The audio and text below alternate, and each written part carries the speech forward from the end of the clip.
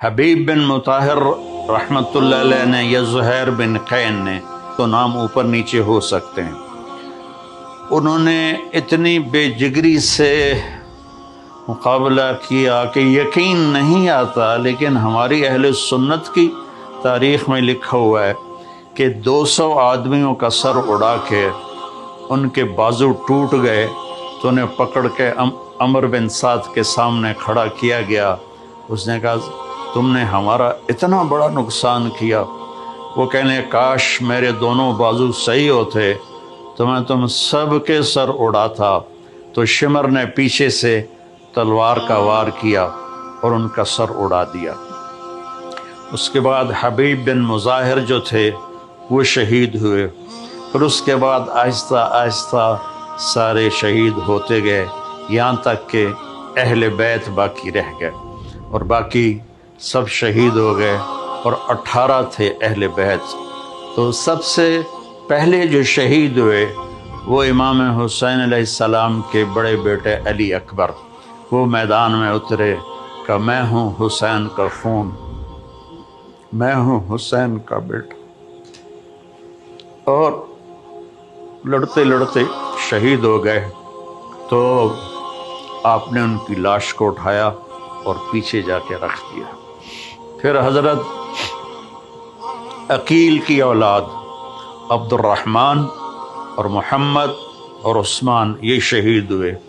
پھر حضرت عبداللہ بن جعفر کے بچے عون اور محمد شہید ہوئے۔ پھر بھائی شہید ہوئے، پھر عباس شہید ہوئے۔ پھر سب سے آخر میں حسن بن علی، حضرت حسن کے بیٹے، وہ چھوٹے ہی تھے، بڑے نہیں تھے، وہ ڈنڈا لے کے باہر نکل آئے اور چڑھ دوڑے ان پر۔ تو ایک کوفی نے کہا کہ اس بچے پر رحم کھاؤ، چھوٹا سا ہے، خوبصورت سا ہے۔ دوسرے کوفی نے کہا سر اڑا کے رہوں گا، اور تلوار کا وار کیا جس سے پورا بازو کٹ گیا۔ تو وہ گرے اور زور سے چلائے یا عمّا، ہائے میرے چچا۔ تو امام علیہ السلام بھاگے ہوئے گئے اور ان کے سرانے کھڑے ہو کر فرمانے لگے بھتیجے، آج تیرا چچا بڑا بے بس ہے۔ وہ کیا دن ہوگا جب ان کا معاملہ اللہ کے رسول کے دربار میں پیش کیا جائے گا۔ وہ ایڑیاں رگڑتے رگڑتے جان دے دی، تو ان کو اٹھا کر پھر اہل بیت کی لاشوں کے ساتھ رکھ دیا، اور پھر آپ تھک ہار کے خیمے کے سامنے بیٹھ گئے۔ اٹھنے کی بھی ہمت نہیں تھی۔ تو آپ کا چھوٹا بچہ عبداللہ 2 سال کا، وہ خود نکلا یا آپ نے بلوایا؟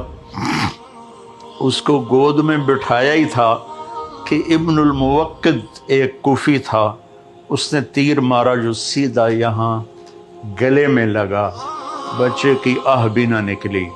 یہاں دلی تو ہے نہ سنگ خشت، درد سے بھرنا آئے کیوں؟ تو یہاں آپ نے اپنے بچے کا خون دونوں ہاتھوں میں ایسے لے لیا اور آسمان کی طرف یوں اچھال دیا کہ مالک تو راضی ہے تو میں بھی راضی ہوں، ان سے بدلہ تو ہی لینا۔ پھر شمر نے کہا خبیث و قتل کیوں نہیں کرتے ہو؟ تو لوگ بڑے تو پھر آپ کھڑے ہو گئے، اور پھر آپ نے دائیں بائیں جو تلوار چلائی، جو اس کی زد میں آیا وہ کٹتا گیا، اور آپ زخمی ہوتے گئے، یہاں تک کہ لڑکھڑانے لگے۔ تو شمر نے کہا بدبختو، قتل کرو اسے۔ تو زرع بن شریک تمیمی نے آپ کے کندھے پر تلوار کا وار کیا جس سے کندھا کٹ گیا، اور سنان بن ابی انس نے آپ کو ایسے سیدھا نیزہ مارا جو سینے میں لگا، اور آپ ایسے چت گرے۔ تو وہ آگے بڑھ کے سر اتارنے لگا تو اس کے ہاتھ کانپنے لگے، وہ پیچھے ہٹ گیا۔